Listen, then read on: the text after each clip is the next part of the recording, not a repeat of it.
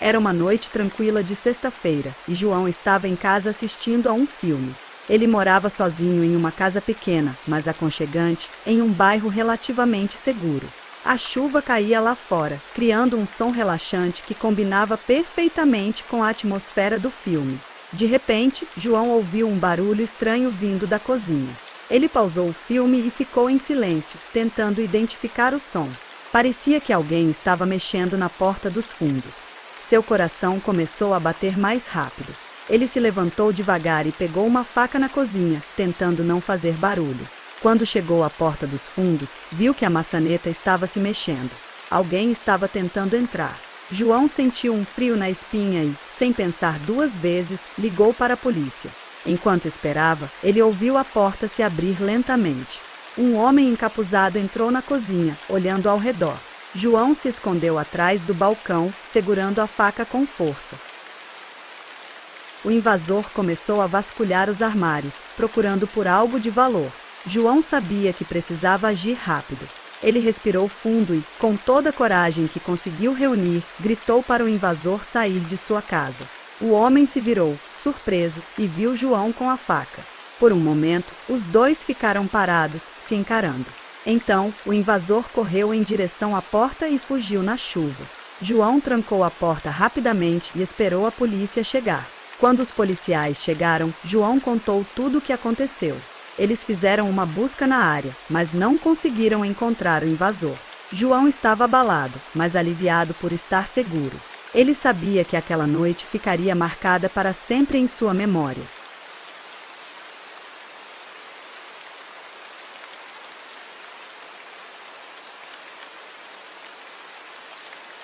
Você não vai acreditar no que aconteceu comigo.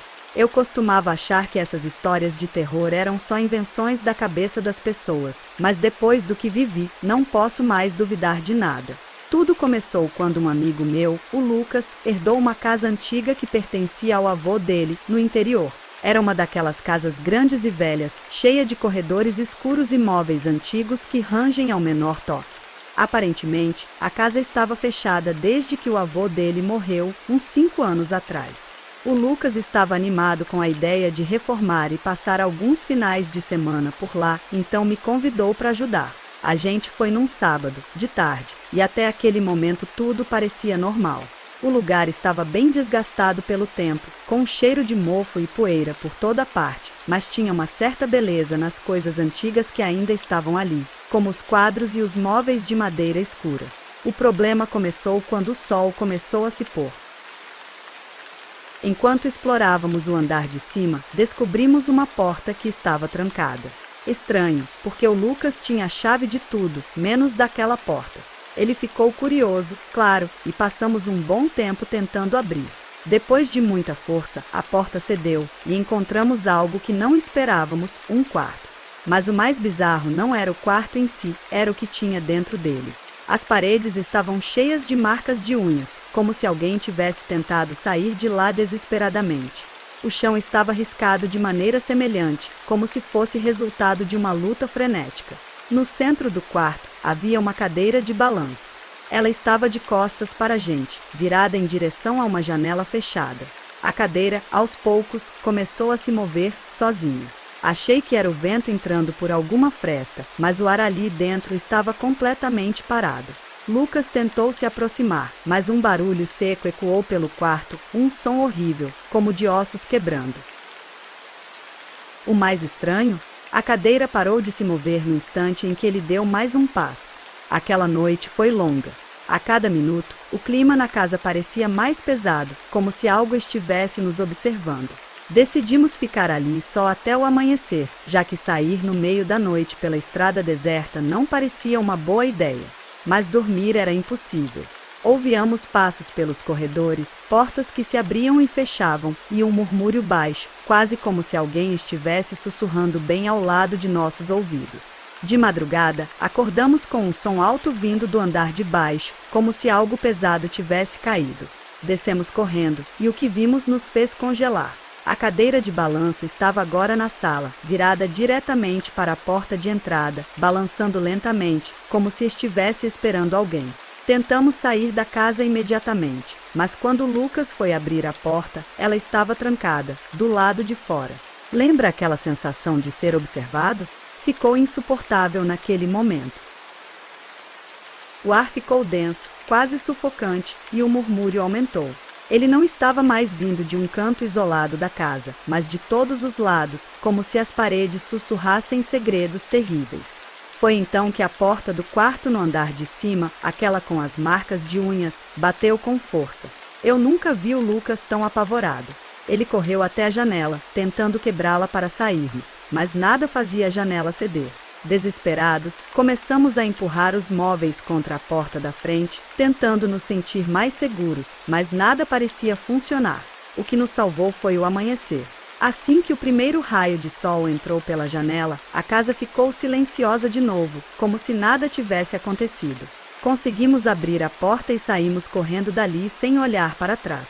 O Lucas vendeu a casa na semana seguinte, e desde então, nunca mais voltamos lá. Eu nunca consegui explicar o que aconteceu naquela noite, mas de uma coisa tenho certeza, algo naquela casa não queria que a gente fosse embora. E eu ainda sinto, às vezes, como se estivesse sendo observado, mesmo longe de lá.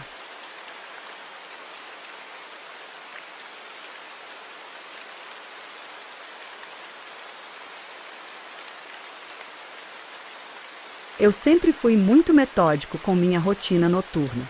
Todas as noites, antes de dormir, eu verificava se as portas estavam trancadas, janelas fechadas e o alarme ativado. Morar em uma área tranquila sempre me deu a falsa sensação de segurança, mas naquela noite, minha sensação de segurança foi despedaçada. Era por volta da meia-noite quando acordei com um barulho estranho vindo da cozinha. No começo, achei que fosse o vento ou talvez o gato do vizinho que costumava subir no telhado. Mas, conforme os segundos passavam, comecei a perceber que o som não vinha de fora, estava dentro da casa. Meu coração disparou. Eu fiquei em silêncio total, tentando ouvir melhor. O som de passos leves e cuidadosos ecoava pelo corredor. Quem quer que fosse, estava tentando não ser notado, mas as tábuas do chão velho traíam sua presença. Eu pensei em pegar meu celular, ligar para a polícia, mas percebi que o deixei na sala antes de dormir. Agora, a única coisa que me separava daquele intruso era a porta do meu quarto, trancada. Mas por quanto tempo? Eu precisava agir rápido. Lembrei que tinha uma chave de fenda no criado mudo, algo que eu usará no dia anterior para montar um móvel. Não era a melhor arma, mas naquele momento era tudo o que eu tinha. Peguei a ferramenta e fui até a porta do quarto, tentando escutar cada movimento do invasor. De repente, os passos pararam. O silêncio caiu como uma parede de concreto, sufocante. Eu estava prestes a girar a maçaneta quando ouvi algo que me fez congelar no lugar, a respiração pesada, lenta, bem do outro lado da porta. Meu coração batia tão forte que parecia estar prestes a explodir. Eles sabiam que eu estava ali. Eu não tinha escolha. Num impulso desesperado, destranquei a porta e a abri violentamente, empunhando a chave de fenda. Para minha surpresa, o corredor estava vazio. Não havia ninguém ali. O alívio durou pouco. Ao dar um passo à frente, a luz da sala piscou, revelando uma figura sombria parada no canto, de costas para mim. Era alta, magra, com uma postura curvada, quase animal. Minha mente entrou em choque. O invasor estava dentro da minha casa o tempo todo, observando, esperando. Ele virou lentamente a cabeça em minha direção, e o que vi me tirou o fôlego. Seu rosto estava coberto por uma máscara de couro grotesca, como se tivesse sido costurada à mão. Seus olhos eram buracos vazios, mas senti que ele me enxergava perfeitamente. Antes que eu pudesse reagir, ele deu um passo em minha direção. Cada movimento era calculado, como se estivesse se divertindo com meu medo. Eu não conseguia me mexer. A chave de fenda tremia em minha mão, inútil diante daquela presença.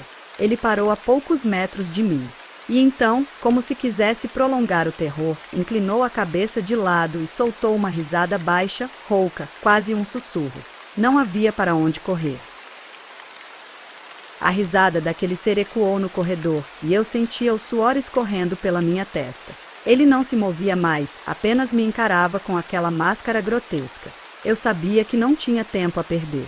Minhas pernas tremiam, mas meu instinto de sobrevivência finalmente falou mais alto. Num movimento desesperado, joguei a chave de fenda na direção dele, tentando ganhar algum tempo. Ela acertou o peito da criatura, mas ele nem se mexeu.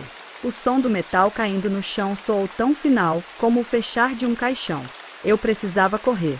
Dei meia volta e disparei pelo corredor, sentindo o peso da sua presença atrás de mim.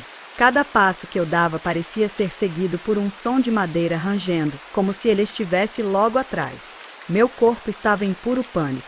Cheguei à cozinha e a primeira coisa que vi foi a porta dos fundos. Era minha única chance. Corri até ela e, com as mãos trêmulas, destranquei o trinco o mais rápido que pude. Quando finalmente consegui abrir a porta, senti uma brisa gelada bater no meu rosto, como uma promessa de fuga. Mas antes que eu pudesse atravessar o limiar, senti uma mão fria agarrar meu ombro. Fui puxado para trás com uma força brutal e jogado contra a parede.